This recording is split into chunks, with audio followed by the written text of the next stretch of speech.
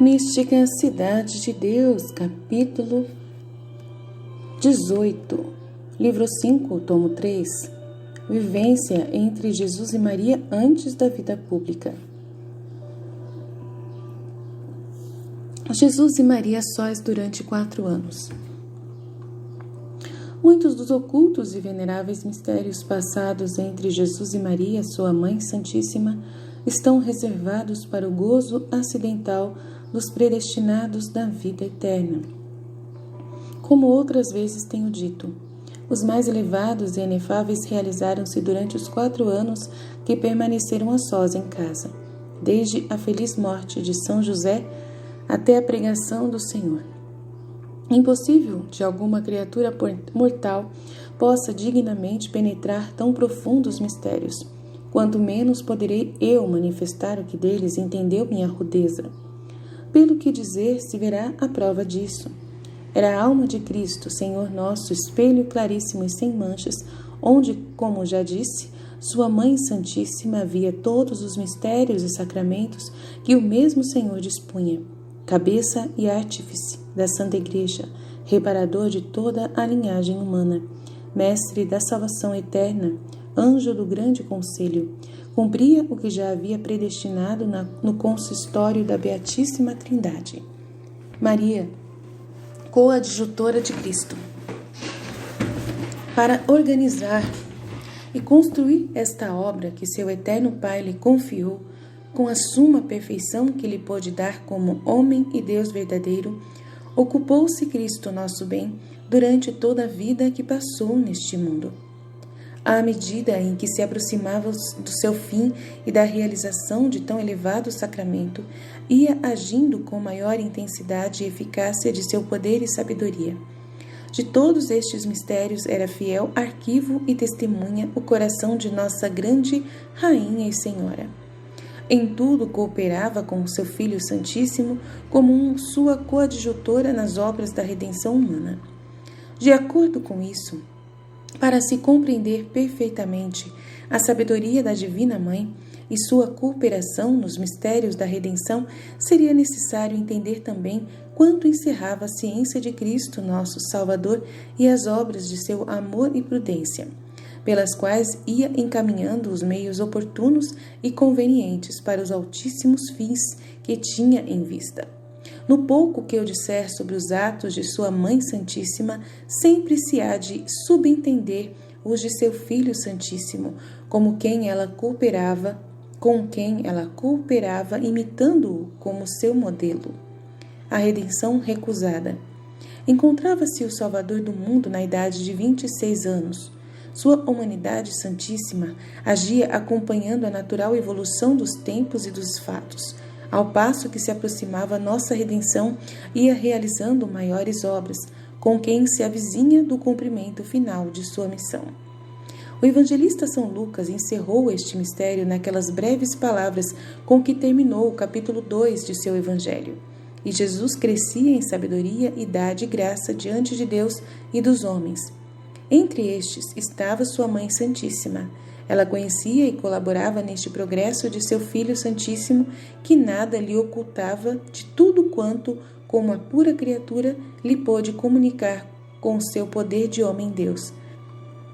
Conheceu a grande Senhora, nestes anos, este divino e oculto mistério. Via seu Filho e Deus verdadeiro, do trono de sua sabedoria, estender sua visão, tanto a da sua divindade, como também a da sua alma santíssima, sobre todos os mortais, e que para todos a redenção seria suficiente. Refletia sobre o valor de seu sacrifício e sobre a estima e importância que lhe daria o Eterno Pai. Viera para fechar as portas do inferno aos homens e para chamá-los novamente à eterna vida. Descera do céu para sofrer duríssima paixão e morte.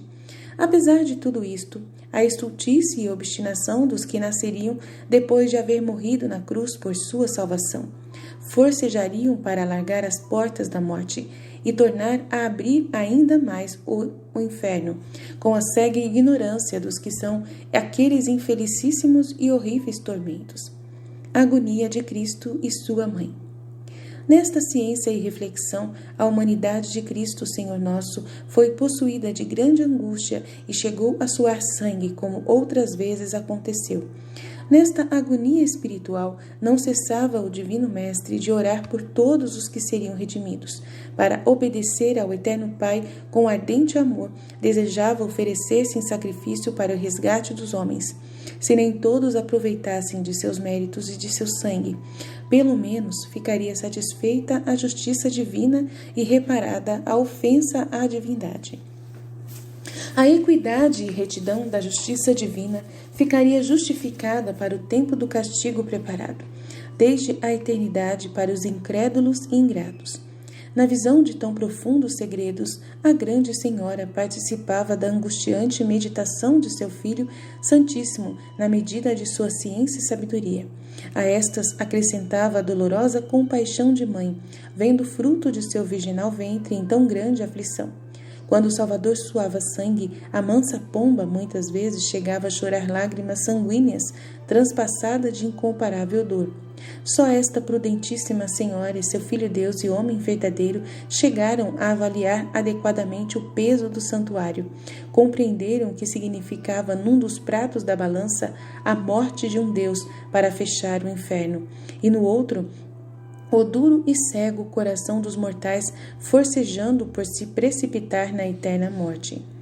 Delíquios da Virgem. Nestas angústias acontecia à amorosa mãe chegar a padecer desfalecimentos quase mortais. Tê-lo-iam sido, sem dúvida, se a virtude divina não a fortalecesse, impedindo-lhe a morte. O amável Filho e Senhor, em recompensa deste fidelíssimo amor e compaixão, mandava aos anjos que a sustentassem e consolassem. Às vezes, mandava-lhes cantar hinos de louvor que ela mesma compusera à glória de sua divindade e humanidade. Muitas vezes, o próprio Senhor a amparava em seus braços e lhe dava novas inteligências de que ela não estava incluída na lei do pecado e suas consequências. Em outras ocasiões, estando assim reclinada, ao canto dos anjos admirados, era arrebatada em divino êxtase, no qual recebia grandes e novas influências da divindade. Aqui, a eleita, singular e perfeita, reclinava-se na esquerda da humanidade, enquanto era abraçada e acariciada pela direita da divindade.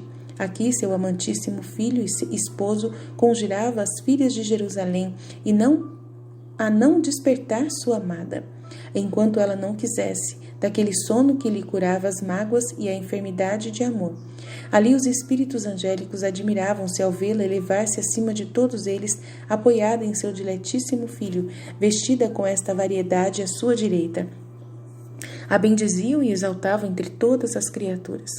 A milícia de Cristo. Nestas ocasiões conhecia a grande rainha altíssimos segredos sobre a predestinação dos escolhidos, pelos méritos da redenção, como estavam gravados na memória eterna de seu Filho Santíssimo e de que modo ele lhes aplicava seus méritos, orando por eles para que lhes fosse eficaz o valor de seu resgate. Entendia a Divina Mãe como o amor e a graça de que os réprobos se faziam indignos revertiam para os predestinados conforme as disposições de cada um. Entre todos os escolhidos, via como o Senhor aplicava sua sabedoria e solicitude aos que chamaria ao seu apostolado e seguimento, aos que ia alistando por sua determinação e ciência impenetrável, sob o estandarte de sua cruz que deveriam conduzir através do mundo. Um bom general que em sua mente planeja alguma conquista ou batalha muito difícil, distribui os cargos e ofícios militares aos soldados mais corajosos e idôneos, dando-lhes postos de acordo com as capacidades de cada um. Assim fez Cristo, nosso Redentor, para operar a conquista do mundo e despojar o demônio de seu tirânico domínio. Das alturas da pessoa do Verbo, organizava um novo exército que havia de mobilizar, destinando os ofícios, graus, dignidades e postos de seus valorosos chefes. Toda a preparação e armamento desta guerra era previsto em sua sabedoria e vontade santíssima. Oração pelos discípulos e fiéis. Tudo era revelado claramente à Mãe Prudentíssima. Foram-lhe dadas espécies infusas de muitos predestinados, especialmente dos apóstolos e discípulos, além do grande número dos fiéis chamados à igreja primitiva e no decurso de sua existência. Quando via os apóstolos e os outros, já os conhecia sobrenaturalmente em Deus. E assim como o Divino Mestre, antes de os chamar, havia orado e pedido por eles a graça da vocação. Também a Grande Senhora fizera a mesma oração. Deste modo, a Mãe da Graça participava na obtenção dos auxílios e favores que os apóstolos receberam antes de conhecer o Divino Mestre, para estarem preparados a receber a graça da vocação ao apostolado. Como estes anos estavam próximos da pregação, nosso Salvador fazia preces por eles com mais instância, enviando-lhes maiores e mais fortes inspirações. As súplicas da Divina Senhora também foram mais fervorosas e eficazes.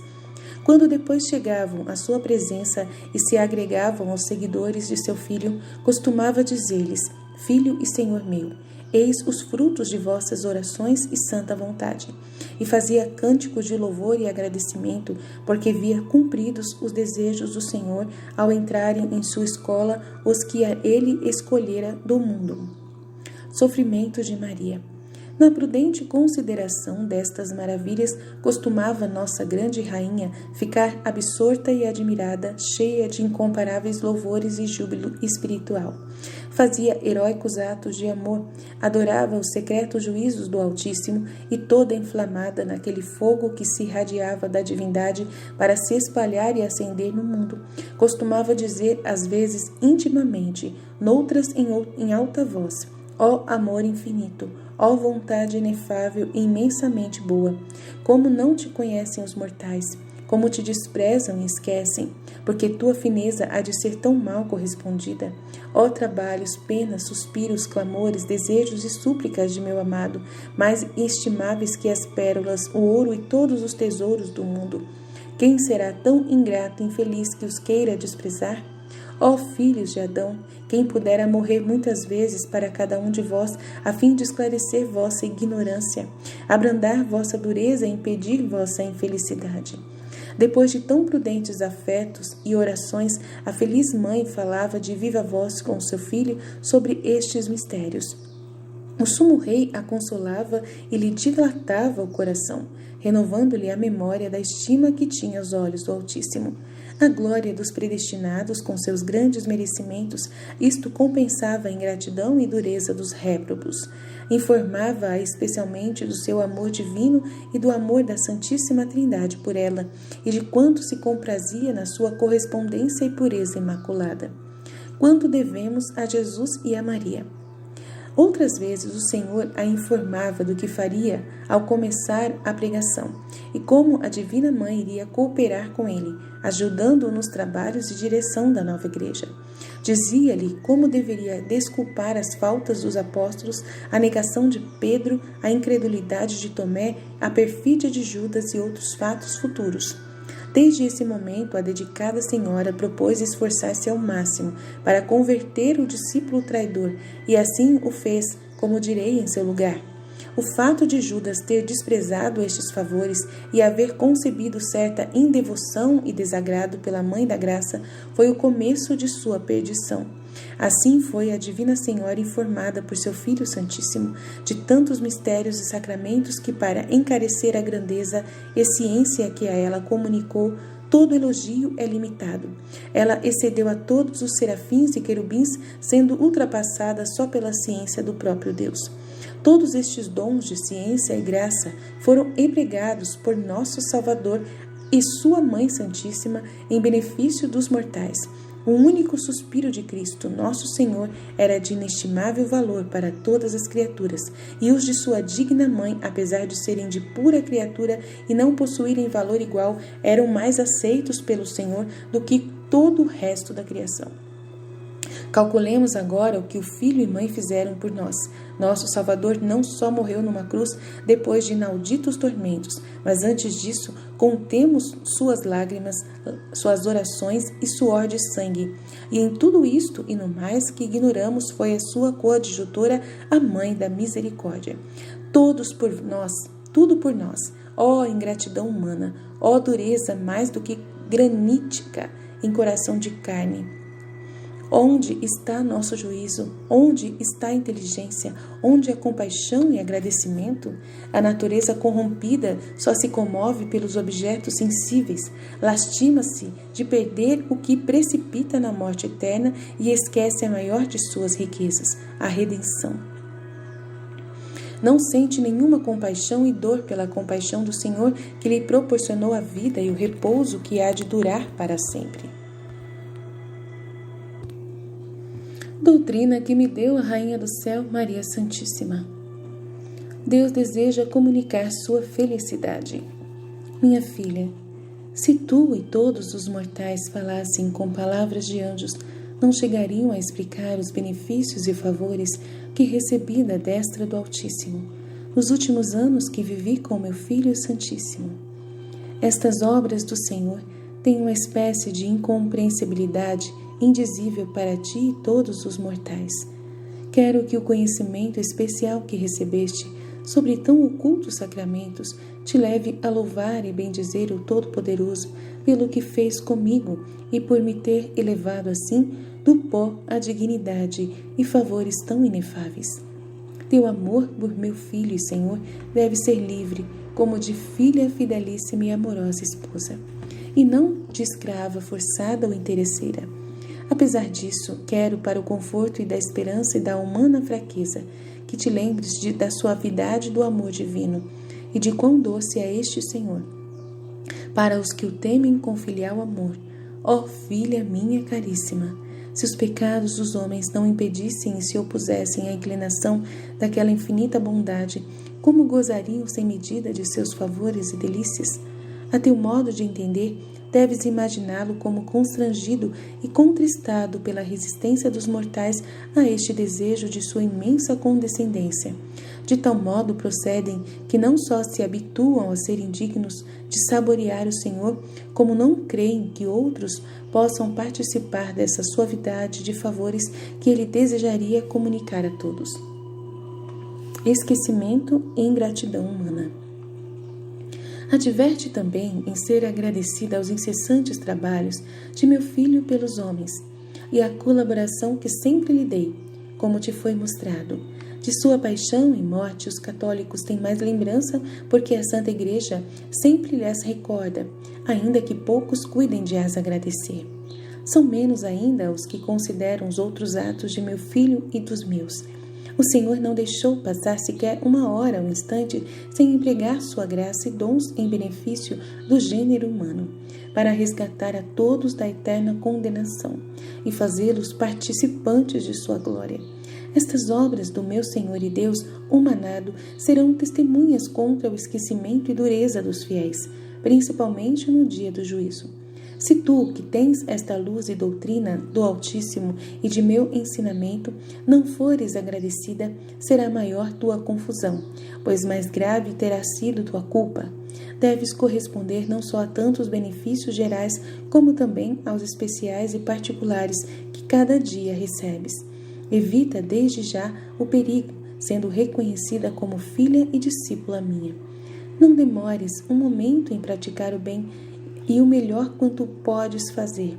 Para tudo, atende à luz interior e à doutrina de teus prelados e ministros do Senhor. Se corresponderes a alguns favores, fica certa que o Altíssimo alargará sua poderosa mão para te conceder outros maiores e te encherá de suas riquezas e tesouros.